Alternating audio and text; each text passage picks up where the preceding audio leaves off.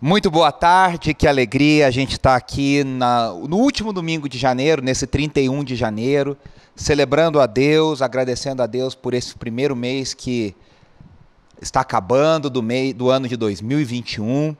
E nós estamos terminando a nossa série Somos Amor, uma série desafiadora para todos nós que ouvimos e meditamos e refletimos nesse texto, e também para mim, especialmente preparando, foi muito bacana, muito desafiador, e acho que para vocês também, você pode rever todas as mensagens lá no nosso canal, elas estão lá. Você pode ir lá, rever, anotar e ver no nosso Instagram também tantas coisas bacanas sobre as mensagens. E hoje nós vamos terminar a carta de 1 João, o capítulo 5, fizemos um capítulo por domingo. Também lembrando que a gente tem falado das contribuições do James Smith, filósofo James Smith, no seu livro Você é Aquilo que Ama. E lá no nosso Instagram também tem as referências para você adquirir o livro, se você ainda não adquiriu. Até aqui eu vou fazer um breve resumo dos 4 primeiros capítulos, e hoje o capítulo 5, e João vai fazer a conclusão da sua carta. Nós vimos as duas grandes afirmações. Deus é luz, que é falado lá no capítulo 1, e Deus é amor, que é falado no capítulo 4. E toda a argumentação do apóstolo João, ela é cíclica, como nós temos falado, ela é feita em cima dessas duas grandes afirmações teológicas. Deus é luz, e o que decorre do fato de Deus ser luz. E Deus é amor, e o que decorre do fato de Deus ser amor. Então, a primeira, Deus é luz, Deus se revela a nós através dessa luz, Ele dissipa a nossa treva, ele dissipa a nossa escuridão, Ele se revela a nós e nós somos transformados por essa revelação, e essa revelação vai gerar em nós um novo ser, e esse novo ser vai gerar novos hábitos, uma nova ética, uma nova maneira de compreender a nossa relação com Deus, a nossa relação com o outro e a nossa relação com o mundo. Inclusive, nós vamos falar bastante sobre isso hoje. E aí, João, a segunda afirmação é Deus é amor. E João fala do amor 3 vezes nos capítulos de 1 a 4. Então, a gente falou isso na semana passada, e eu estou recapitulando. A primeira, o amor é a prova que nós estamos em comunhão, né? Ou seja, você pertence a uma comunidade de crentes. Em segundo, nós vimos que o amor é a prova da nossa filiação divina. Ele está dizendo que nós pertencemos à família de Deus. E a terceira vez que ele fala no capítulo 4, que o amor é uma manifestação da presença de Deus em nós. Ele está dizendo que Deus habita em nós. E aí, lá no capítulo 2, e eu vou retomar isso aqui porque, como diz o Stott, o capítulo 5 também é estruturado dessa forma, ele fala dos 3 testes da vida cristã, de avaliação da vida cristã. É a nossa segunda mensagem aqui. O primeiro teste é o teste da obediência. Conhecemos a Deus quando guardamos os seus mandamentos, o obedecemos. O teste 2 é o teste do amor. Andamos na luz quando amamos as pessoas. Amamos as pessoas. E o teste 3 é o teste da fé. A gente anda na luz quando a gente permanece em Deus. E aí guarde essas 3 palavras: obediência, amor e fé. Aqui no capítulo 5, o apóstolo João vai fazer um wrap-up. Ele vai realmente misturar essas 3 palavras e criar um argumento fechando, amarrando o seu discurso, o seu sermão apaixonado para os seus filhinhos. E eu e você somos parte desses filhinhos. E o capítulo 4 terminou de uma forma tão linda e profunda, com o apóstolo João dizendo que nós o amamos de volta, porque Deus nos amou primeiro. E o amor vai se aperfeiçoando na vida do cristão através dos hábitos de amor, gerando hábitos e hábitos de amor a Deus e ao próximo, que me leva a conhecer mais a Deus, e aí me leva a amar mais as pessoas à minha volta. E, sem maiores delongas, a gente chega em 1 João, capítulo 5. E aí, de novo, você já está acostumado, nós vamos ler por perícopes, por trechos desse capítulo, os trechos de argumentação, e a gente vai comentando todo o capítulo 5, que tem 21 versículos. Nós vamos ler primeiro a primeira perícope dos versículos 1 a 5, que diz assim, acompanhe comigo: Todo aquele que crê que Jesus é o Cristo é nascido de Deus. E todo aquele que ama o Pai, ama também ao que dele foi gerado. Assim sabemos que amamos os filhos de Deus, amando a Deus e obedecendo os seus mandamentos. Você vai ver aqui que aqui tem as palavras amor, obediência e fé. Porque nisso consiste o amor a Deus, obedecer aos seus mandamentos. E os seus mandamentos não são pesados. O que é nascido de Deus vence o mundo, e esta é a vitória que vence o mundo, a nossa fé. Quem é que vence o mundo? Somente aquele que crê que Jesus é o Filho de Deus. Aqui nós temos então a combinação das três provas. Então a gente conhece essas provas, né, como o John Stott estruturou, e lá no capítulo 2 ele vai descrever essas três provas em ordem. Então, obediência, amor e fé, como nós acabamos de lembrar. No 3, ele vai falar muito fortemente no começo do capítulo 3 sobre a obediência, sobre ser filho de Deus e obedecer a Deus. E do meio para o final do capítulo 3, ele vai falar do amor. No capítulo 4, ele vai falar da fé, a fé no começo do capítulo 4, e depois ele termina falando do amor. Agora, nesse primeiro discurso do apóstolo no capítulo 5, nós encontramos as três provas juntas: amor, obediência e fé. Ou obediência, amor e fé. A gente vê aqui que ele usa várias vezes, no versículos 1, 4 e 5, as palavras crer e fé. O verbo amar e amor ele usa no versículo 1, 2, 3. E praticar ou guardar os mandamentos, ele fala que é a fé, ele fala nos versículos 2 a 3. O que ele mostra? Ele mostra pra gente que é uma unidade, não tem como separar essa tríade. Obediência é baseada no amor, e o amor é baseada no permanecer. Se eu tiro um desses três pés dessa tríade, ela não se sustenta. Elas não foram escolhidas arbitrariamente, mas elas não foram juntadas forçosamente. Elas são decorrência uma das outras, elas estão tão entrelaçadas que é difícil até mesmo a gente desembaraçar e ver onde acaba uma e começa a outra, porque elas são parte uma das outras. E aqui o apóstolo João está dizendo o seguinte: o amor familiar, numa família saudável e numa estrutura saudável, é parte da natureza. Um filho ama naturalmente, instintivamente, os seus pais. E com a mesma naturalidade, de novo, eu estou falando de um ambiente minimamente saudável, ama seus irmãos de sangue. O que João está dizendo aqui é basicamente o seguinte, veja só, ele vai desenvolver o argumento que ele falou durante todos os outros 4 capítulos.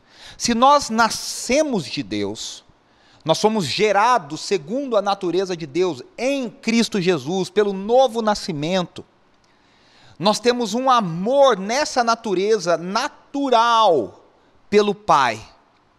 E nós amamos naturalmente aos nossos novos irmãos, a Cristo Jesus, o nosso irmão mais velho, e os nossos co-irmãos que também foram adotados na família de Deus juntamente conosco. Lembre-se, nós não somos só legalmente filhos de Deus, isso já bastaria para dar um grande argumento que nós deveríamos amar a Deus e aos nossos irmãos, mas nós fomos feitos na natureza de Deus. Então, o cristão, ele ama a Deus por tudo que Deus fez por ele, mas ele também nasce nessa família de Deus, e agora ele ama aqueles que o Pai gerou juntamente com ele. Por isso que João diz aqui nos versículos 1 e 2 do capítulo 5, todo que crê que Jesus é o Cristo é nascido de Deus, e se nascemos de Deus, amamos o Pai. E se amamos o Pai, amamos o que dele foi gerado. E aí a gente ama quando a gente obedece a Deus. E aí é interessante quando a gente fala dos mandamentos, que João diz que os mandamentos não são pesados. Primeiro que aqui no versículo 3 ele diz isso, ele faz uma reafirmação das palavras de Jesus, lá nos evangelhos, em Mateus 11, versículo 30, que ele diz: o meu jugo é suave, o meu fardo é leve. E aí você pode pensar, tá, mas de que maneira os mandamentos de Deus não são pesados? Certamente, João aqui não está falando que a obediência a Deus é algo fácil de atingir. o amor cristão, o amor a Deus e ao próximo, que resume toda a lei, e desse amor a Deus e ao próximo decorre todas as outras ordenanças da lei, não é uma coisa fácil. Então o que o apóstolo João quis dizer com não são pesados? E como ele ecoa Jesus dizendo, o meu jugo é suave e o meu fardo é leve. Mas peraí, o jugo é suave e o fardo é leve, mas foi o mesmo Cristo que disse que o cristão deve tomar a sua cruz, deve morrer para si mesmo, deve querer ganhar a vida perdendo a sua vida. Então veja, esse leve e esse fácil tem um entendimento um pouco mais profundo e necessita ser trabalhado para a gente entender o que está acontecendo, para não achar que a vida cristã, e aqui é importante lembrar, né, é algo, nós temos falado isso ao longo dessa série toda, nesse início de ano de 2021, é algo que a gente vive na flauta, que a gente vive naturalmente, está tudo bem. Não, ela requer intencionalidade. O Smith fala isso muito no seu livro, nós temos falado isso semana após semana. Gerar novos hábitos requer uma intencionalidade nossa de pensar, refletir sobre esses hábitos que vão gerar e vão corroborar com esse novo amor e o amor pela eternidade, pelo reino de Deus. Então, como que a gente explica que os mandamentos não são pesados, né? E aí nós temos a primeira coisa que nós temos que falar. Para a pessoa que não conhece a Deus, para a pessoa que está que os filhos do diabo, como João diz lá no capítulo 3, para aqueles que pertencem ao mundo, aqueles que estão debaixo do espírito do anticristo, eu estou pegando a linguagem de João aqui na sua carta, que nós temos falado ao longo dessas semanas. Para essas pessoas, os mandamentos de Deus são uma ameaça. Para essas pessoas, os mandamentos de Deus são um peso, porque eles são uma ameaça à liberdade individual que essas pessoas julgam ter. Para o mundo que nos cerca, para as estruturas do mundo, para a ideologia do mundo, para as suas narrativas que estão presentes no shopping, nas séries, nas universidades, nos estádios de futebol, dentro das nossas casas, nos sistemas econômicos, políticos que nos cercam. O mandamento de Deus é uma ameaça, porque ele ameaça os poderes deste mundo. Então, os mandamentos de Deus para a pessoa que está debaixo do espírito do anticristo e que é um filho do diabo, são empecilhos para o seu estilo de vida. E constantemente causam irritação. Você pode ver isso lá nos Salmos. A gente falou isso aqui quando nós tivemos a nossa série nos Salmos, em julho de 2020, falando sobre isso, né? Como que os insensatos, eles se irritam contra as leis de Deus. Agora, para o cristão, as leis de Deus não são irritação, elas são fonte de prazer, como o Davi diz nos Salmos, né? Como eu me alegro em obedecer a tua lei, em meditar nela. Então, por que os mandamentos não são pesados para o cristão, para os filhos de Deus? Primeira resposta. A gente sabe que Deus não colocaria sobre nós um peso sem nos dar a força suficiente para sustentá-la. William Barclay diz que com a visão chega o poder, com a necessidade chega a força. Deus não nos dá mandamentos e depois nos deixa aqui abandonados e fala, se vira aí para cumprir o que vocês quiserem cumprir. Há uma outra verdade aqui, que é a nossa resposta a Deus deve ser uma resposta motivada em amor. Nós temos falado isso, eu até citei o Tim Keller dizendo aqui, né? Que o cristão, ele não faz para atingir algo, ele faz porque ele já foi atingido por algo. A nossa resposta a Deus não é uma obrigação. Nós obedecemos os mandamentos de Deus motivados em amor. E quando nós amamos, não há sacrifício grande o suficiente. Uma mãe e um pai, talvez seja o melhor exemplo disso, abrem mão de tantas coisas pelos seus filhos. E às vezes você fala, caramba, como que essa mãe conseguiu fazer isso? Como que esse pai conseguiu fazer isso? Mas para eles não foi tão difícil, claro que custoso, não estou dizendo que não é custoso, mas não foi tão difícil e impossível porque foi feito em amor. É o amor sacrificial. Por isso, em amor, nunca há uma tarefa tão difícil. E aí, continuando, nos versículos 4 e 5, o apóstolo João diz que aquele que nasceu de Deus e pertence a Deus conquista o mundo, tem vitória sobre o mundo. Então nós vimos que os mandamentos não são pesados. Mas agora a gente também tem esse privilégio de manifestar a Deus. E agora há algo nesses mandamentos que nos capacita a conquistar, a vencer o mundo, o cosmos, o mundo criado. É o mundo afastado de Deus, que está debaixo do poder de Satanás, das mentiras de Satanás. É um mundo que odeia a Deus, que busca nos afastar de Deus. E aí, aquilo que capacita com que a gente vença o mundo é a nossa fé. Ele diz, e é isso que vence o mundo, essa é a vitória contra o mundo, a fé. E eu te pergunto, fé no quê? E a resposta do apóstolo João, e se você já tem ouvido essas mensagens, você sabe essa resposta. É a fé na encarnação do Filho de Deus. Lembra o que ele disse no capítulo 4? É a fé de que Jesus Cristo encarnou-se. Jesus Cristo se tornou carne, se tornou um de nós. E ao se tornar um de nós, ele se manifestou na nossa história. Ele entrou no tempo e na história. E ele tomou sobre si as nossas dores, ele conheceu as nossas limitações, ele mostrou o amor mais abnegado e mais renegado de todos, que Deus nos ama profundamente, ao ponto de entregar o seu próprio Filho por nós. E é essa certeza do amor de Deus, e é essa certeza de que Deus se importa, e é essa certeza de que Deus não nos abandonou. E mais do que isso, é a certeza de que esse Cristo encarnado, 100% homem, 100% Deus, que morreu na cruz, nos representando como homens, nos salvando como Deus, ele venceu os poderes desse mundo, e ele nos garantiu a vitória sobre esses poderes. Por isso que nós vencemos o mundo, porque através de Cristo, nós fomos nascidos de novo, a sua imagem, e como ele venceu, nós também vencemos e venceremos. Essa fé adquirida nos mostra que nós temos defesas em nós para resistir aos ataques do mundo, porque nós temos em nós a força do Espírito Santo, o discernimento do Espírito Santo. Nós temos em nós força para resistir aos ataques, para suportar esses ataques. E nós temos, mais do que isso, a esperança na vitória final. Jesus Cristo já venceu, e no último dia essa vitória será plenamente conquistada.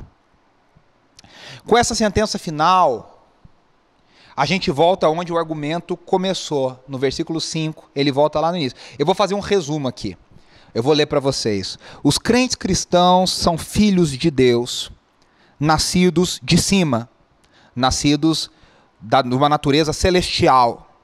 Os filhos de Deus são amados por todos os que amam a Deus. Os filhos de Deus se amam porque todos são nascidos de Deus. Os que amam a Deus guardam seus mandamentos.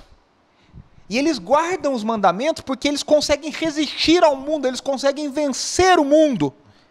E eles vencem o mundo porque, afinal, eles foram gerados lá de cima. Percebe como é um argumento circular que se retroalimenta, uma coisa depende da outra.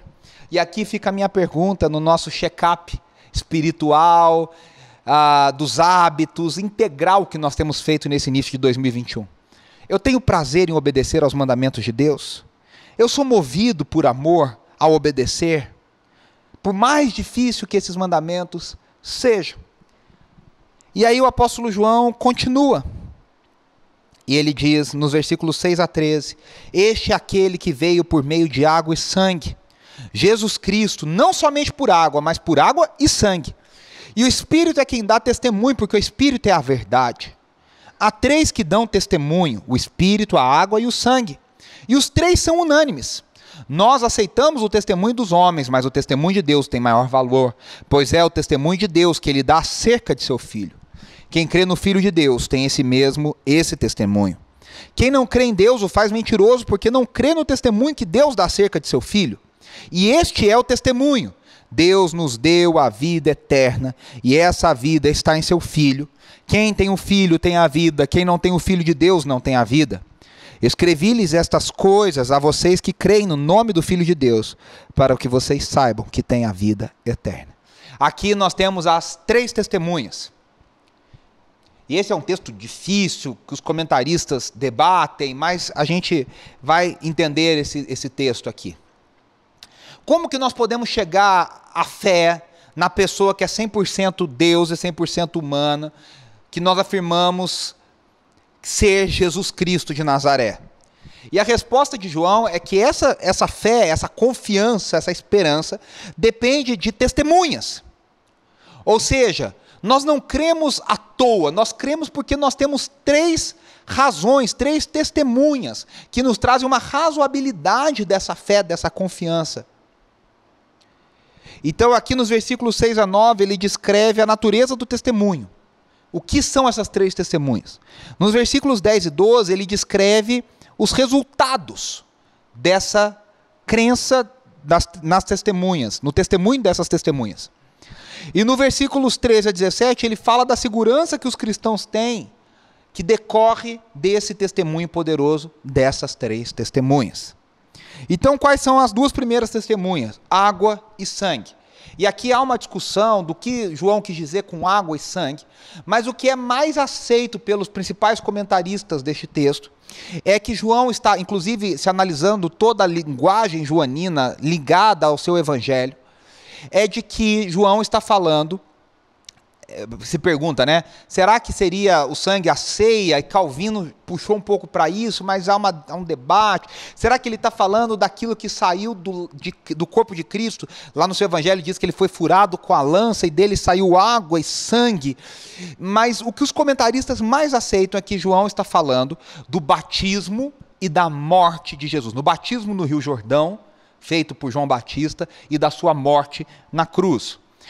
Irineu de Lyon, um dos pais da igreja, lá no século III, relata que o ensino gnóstico de Cerinto, um grande expoente gnóstico do gnosticismo, ensinava que, olha que coisa maluca, havia um homem chamado Jesus, e que quando ele foi batizado no Rio Jordão, o Espírito Santo derramou sobre ele Cristo, e Cristo entrou, a entidade espiritual Cristo entrou em Jesus humano, e aí começou a operar através desse Jesus, então era Jesus Cristo, e ao chegar na cruz, essa entidade saiu de Jesus, e deixou só morrer na cruz o Cristo, o Jesus humano.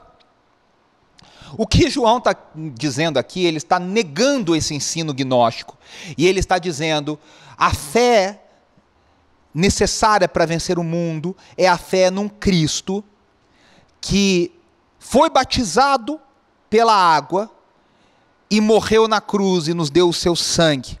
E tanto o batismo, onde a voz do Pai fala, o Espírito Santo capacita e diz, esse é o meu filho, em quem eu tenho alegria, em quem eu me regozijo. Ali é um primeiro testemunho da autoridade de Jesus Cristo. Também na cruz há um segundo testemunho. Quando a terra se escurece, quando há o terremoto com a morte de Cristo, quando os mortos ressuscitam, no momento em que Cristo Jesus morreu na cruz, há um testemunho, uma confissão celestial de que, inclusive o soldado reafirma, verdadeiramente este é o Filho de Deus. E nós somos chamados a viver a vida cristã baseada nesses 2 testemunhos. O batismo ressignificando a nossa nova vida em Cristo Jesus, e o sangue de Cristo que nos permite ter acesso a essa nova vida, e nós somos convidados a morrer com Ele, a ressuscitar com Ele, o batismo simboliza isso. E a terceira testemunha é o Espírito, que nós já falamos aqui nas outras mensagens, é o testemunho interno, é o Espírito Santo, que tem prazer em apontar, a glorificar o Pai, revelando a obra do Filho, lembrando a obra do Filho. Lembra o que Jesus disse no próprio Evangelho de João? Vocês não ficarão órfãos, eu enviarei outro Consolador e ele vos lembrará de todas as coisas que eu tenho ensinado a vocês. É a unção do Santo que permanece, que ensina, que guia. Essa é a terceira testemunha. João disse, nós falamos, se você tem um Espírito te guiando, se você tem um Espírito que fala com você, e você tem a certeza da prática do amor, você é nascido de Deus porque você pratica o amor e você ama a Deus, então o Espírito é a terceira testemunha. O Antigo Testamento, e aí eu estou indo para o versículo 9, nos fala da necessidade de 3 testemunhas. E João está dizendo, o testemunho de homens é válido, mas Deus, através da água, do sangue e do Espírito, nos testificou. E a palavra de Deus tem poder. Porque Deus está por trás dessas 3 testemunhas. Essas 3 testemunhas formam um único testemunho divino de que Jesus Cristo é o Senhor. E por isso nós devemos submeter toda a nossa vida diante dele. Qual que é o resultado dessas testemunhas? Essas testemunhas nos levam à fé, e a fé em Cristo Jesus. E essa fé nos leva, veja, a andar em amor e obedecê-lo e tudo. A gente não ama e a gente não obedece, nós não temos essa fé. Se nós não passamos pela água, pelo sangue, temos o Espírito em nós. Meus irmãos, para 2021, nós precisamos das testemunhas atuando em nós, a água, o sangue e o Espírito. E os versículos 11 a 13, que nós lemos, são basicamente o término da carta. O que vem depois é o que os comentaristas chamam de um pós-data. É um comentário de fechamento, mas o grosso do argumento termina aqui nesses versículos. E ele fala sobre a vida eterna. Que nós possuímos a vida eterna. E eu quero fazer algum comentário. Eu vou até ler aqui os versículos para vocês, de novo, o 11 e o 13 aqui. Deixa eu só... E esse é o testemunho. Qual que é o testemunho que as testemunhas afirmam? Qual que é o conteúdo? Deus nos deu a vida eterna. E essa vida está em seu Filho. Quem tem o Filho tem a vida. Quem não tem o Filho de Deus não tem a vida. Eu escrevi essas coisas a vocês, para que vocês que creem no nome de Jesus saibam que têm a vida eterna. E aqui eu quero falar rapidamente. Primeiro, a vida eterna não é um prêmio que você e eu atingimos. A vida eterna é um presente, é graça. Segunda coisa, a vida eterna se encontra em Cristo, e nós temos a vida quando nós permanecemos em Cristo. E a vida eterna já é algo que nós vamos atingir um dia plenamente, mas é algo que nós já possuímos. E aqui eu quero fazer um resumo do propósito do João ao dizer isso. Ele está dizendo, olha, eu quero que vocês ouçam a palavra da vida eterna. E ouvindo, vocês creiam, preste muita atenção nisso, e crendo, que vocês vivam de acordo com essa fé. E ao viverem, que vocês saibam. Ele diz, sabemos, agora nos próximos versículos. Que vocês tenham essa certeza, essa segurança, de que nós temos a vida eterna. E aí eu quero perguntar algumas coisas aqui no nosso check-up. Eu tenho vivido sabendo que eu já possuo a vida eterna. E essa vida eterna tem me dado uma perspectiva de eternidade. E aí nós estamos caminhando para o final. 1 João 5, 14 a 17 diz, e esta é a confiança que temos. Ao nos aproximarmos de Deus, se pedirmos alguma coisa de acordo com a sua vontade, Ele nos ouve. E se sabemos que Ele nos ouve em tudo o que pedimos, sabemos que o que temos dele, pedimos. Sabemos que temos o que dele pedimos, desculpa. Se alguém vir seu irmão cometer pecado que não leva à morte, ore, e Deus lhe dará vida. Refiro-me àqueles cujo pecado não leva à morte. Há pecado que leva à morte. Não estou dizendo que se deva orar por este. Toda injustiça é pecado, mas há pecado que não leva à morte. Aqui é um texto dificílimo. Mas ele está falando de uma confiança, de uma forma que eu abordo a Deus, é livre, é ousada. E eu sei que Deus me ouve. Mas por que eu sei disso? Primeiro, há a condição que eu peço segundo a vontade de Deus. Vamos falar disso aqui daqui a pouco, né? A oração, meus irmãos. E em 2021 que a sua vida seja recheada de oração. A oração não é um recurso para eu impor a minha vontade a Deus, ou para que eu faça Deus cumprir a minha vontade, porque eu tenho uma vitória que é a fé, e Deus tem que se dobrar diante da minha fé. Mas que seja um modo de eu abraçar a vontade de Deus, me alinhar com a vontade de Deus, buscar a vontade de Deus. E aqui João nos mostra algumas coisas. Primeiro, um fundamento da oração. O fundamento da oração é que Deus nos ouve. Nós oramos porque Deus nos ouve. O princípio da oração é, eu devo orar como? Eu devo orar de acordo com a vontade de Deus, sabendo que Deus me ouve. E qual é a condição da oração? A condição da oração é obedecer à sua vontade, permanecer na sua vontade e orar em nome de Jesus. E aí, o trecho difícil aqui, ele fala sobre orar pelo irmão que tem pecado e que não é pecado para a morte, e não orar por aquele que tem pecado para a morte. E aqui há uma grande discussão, mas simplificando, ele está falando de uma intercessão uns pelos outros. E a Bíblia várias vezes, o apóstolo Paulo faz isso várias vezes, Pedro faz isso, Jesus incentivou isso. Nós devemos orar uns pelos outros. A igreja de Jesus Cristo se fortalece quando nós oramos uns pelos outros, inclusive pelos pecados uns dos outros, para que os nossos pecados sejam perdoados e para que nós sejamos fortalecidos para vencer esses pecados. Não prática, não hábito, mas atos de pecado, como nós temos falado. Orar uns pelos outros, nos fortalecermos, e aqui fica o nosso incentivo. Tenha parceiros de oração, tenha pessoas para te fortalecerem na fé, orarem junto com você. Conte conosco da IB Metrô para isso. Outra coisa importante, o pecado é algo extremamente sério. A gente tem falado isso aqui, o pecado não é um leve deslize, não. O pecado é sério, é uma afronta séria a Deus, e o pecado leva à morte espiritual. Só que aí ele fala do pecado que não tem perdão. E qual é esse pecado que não tem perdão? Dentro do contexto de João, o pecado que não tem perdão é a apostasia.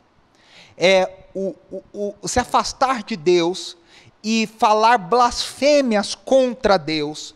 É atribuir a Deus, atribuir ao diabo coisas que são de Deus, que Jesus chama de pecado que não tem perdão contra o Espírito. É não crer de forma final e plena na atuação de Deus no mundo, na sua obra, na sua manifestação em Cristo Jesus, na atuação do Espírito Santo. Esse nível de apostasia, lembre-se, a dúvida faz parte. Por isso que João nos dá elementos para termos certeza. Mas esse nível de apostasia, de abandono, de negação da fé, esse não tem perdão.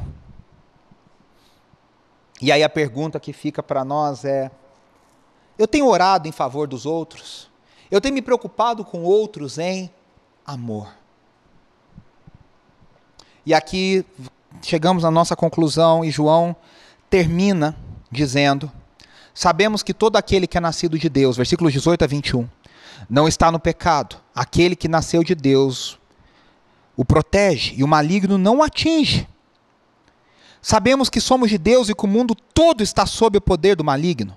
Sabemos também que o Filho de Deus veio e nos deu entendimento, para que conheçamos aquele que é o verdadeiro, e nós estamos naquele que é o verdadeiro, e em seu Filho Jesus Cristo. Esse é o verdadeiro Deus e a vida eterna. E o versículo 21, filhinhos, guardem-se dos ídolos. E aqui termina a carta de João. Ele fala: sabemos que todo que é nascido de Deus não está no pecado, e o maligno não atinge. Sabemos que somos de Deus e que o mundo está no poder do maligno. Sabemos que o Filho de Deus veio e nós estamos naquilo que é verdadeiro e temos a vida eterna. Aqui nós vamos terminar com a tríplice certeza, sabemos. A tríplice confiança do cristão. A primeira confiança que eu e você temos é que nós somos livres do poder do pecado. Ele nos tirou dessa escravidão. Segundo, nós estamos ao lado de Deus, lutando contra o mundo. Nós estamos do lado vitorioso. E terceiro, nós estamos inseridos em uma nova realidade, a realidade em Cristo. Que permanecemos em Cristo, temos a vida eterna em Cristo. E aí, por último, uma advertência de João dizendo: filhinhos, fujam dos ídolos. Os ídolos estão por aí, meus irmãos. As liturgias seculares que tentam roubar o nosso coração, como James Smith coloca, estão por aí. toda hora tentando nos seduzir, toda hora tentando roubar o nosso coração, toda hora tentando tirar o foco do amor em Cristo Jesus. E a pergunta que fecha isso aqui é: quais ídolos mais me seduzem e de quem eu preciso me guardar? Quais ídolos estão no meu coração? Quais ídolos estão no seu coração? Vamos conversar sobre isso, vamos falar, vamos confessar uns aos outros em amor, em confiança, em Cristo. E eu quero encerrar essa mensagem. Você percebeu que a nossa celebração hoje não teve intercessão. E foi proposital, nós vamos fazer esse tempo de intercessão, praticando o que João disse, aqui ao final dessa mensagem. Se você quiser compartilhar no chat, se você quiser escrever no nosso WhatsApp, se você quiser escrever pessoalmente para nós queremos ouvir, nós queremos te ajudar, nós queremos orar, nós não somos melhores, estamos todos no mesmo barco. Eu tenho os meus ídolos, eu luto contra eles, eu tento derrubar esses ídolos, as minhas dificuldades, mas nós temos uma fé, a fé no Filho de Deus encarnado, que nos capacita a vencer o mundo. Então coloque diante de Deus a sua situação agora, coloque diante de Deus aquilo que aflige o seu coração. Apresente a sua vida, pegue todas essas perguntas que foram feitas ao longo dessas 5 mensagens e responda em oração diante do Senhor. Se você quiser conversar sobre elas, vamos falar sobre elas. Senhor, nessa tarde eu oro por mim e pela vida dos meus irmãos, praticando aquilo que o apóstolo João, nosso pai espiritual aqui, tão carinhoso, que o Senhor nos permitiu ter acesso a esse ensinamento teu através da vida dele, nos exorta a fazer, orarmos uns pelos outros, para que a gente tenha fé, e a fé que vence o mundo, para que nós saibamos que o Senhor já venceu, e em Ti, feitos Teus filhos, pelo novo nascimento, nós também vencemos e somos capacitados a amar. Pai, revela os ídolos do nosso coração, no meu coração, no coração dos meus irmãos e das minhas irmãs, para que nós possamos então lutar contra esses ídolos, com a certeza, com a perspectiva da vida eterna, alinhando os nossos hábitos, alinhando os nossos amores, na busca em sermos intencionalmente mais parecidos com Cristo, capacitados pela Tua graça, para que nós vençamos o mundo todos os dias, tendo a vida eterna em nós já, aguardando a vitória final. Pai, nesses dias difíceis que nós temos vivido, que o Senhor fortaleça a Tua igreja, que nós possamos nos ajudar orando uns pelos outros, carregando as cargas uns dos outros. Fortalece aquele que está lutando contra uma depressão, fortalece aquele que está lutando contra uma grande crise financeira, fortalece aquele que tem tido problemas familiares e de relacionamento. Fortalece as famílias, fortalece as amizades, fortalece, Senhor, nosso laço de irmandade em Cristo. Que o Senhor nos dê direcionamento, que o Espírito Santo de Deus dê testemunho em nós, e que nós ouçamos esse testemunho. Que a nossa oração não seja para dobrar o Senhor à nossa vontade, mas nós sejamos um povo de oração que se dobra à sua vontade através da oração. Fortalece as nossas vidas, Senhor. Fortalece, Senhor. É isso que eu te peço, no nome do Teu Filho amado, Jesus Cristo. Amém, amém e amém. Querido, convido você a ir no nosso YouTube e depois assistir de novo essas mensagens. Faça um check-up sério, de novo. Nós estamos de ouvidos abertos, coração aberto, preparado para ouvir você, para conversar, para juntos caminharmos na busca do Evangelho verdadeiro. Nós vamos ter uma última canção cantada pela Andressa e pela banda. Então, em especial, quero agradecer aqui de novo ao André, diretamente da Guatemala, ao Renatinho, ao Fábio, à Leda. E essa canção fala isso: em comunhão com meus irmãos, quero viver. Enquanto a gente canta, vai aparecer o QR Code, vai aparecer o nosso WhatsApp, você pode fazer a sua oferta. Você pode adorar a Deus também com seus recursos, mas cante essa canção junto conosco, pensando em tudo isso que nós estudamos ao longo dessas 5 semanas. Que Deus nos dê graça, que Deus nos abençoe, que Deus nos oriente, que Deus nos fortaleça, para que a gente viva cada dia mais para o Evangelho. Lembre-se sempre, acompanhe nossos conteúdos nas redes sociais, lá no Instagram, no @ibmetrosp. Escreva para a gente no WhatsApp, pedindo oração, compartilhando, dando o teu testemunho. Nós queremos viver o Evangelho juntos, em comunhão.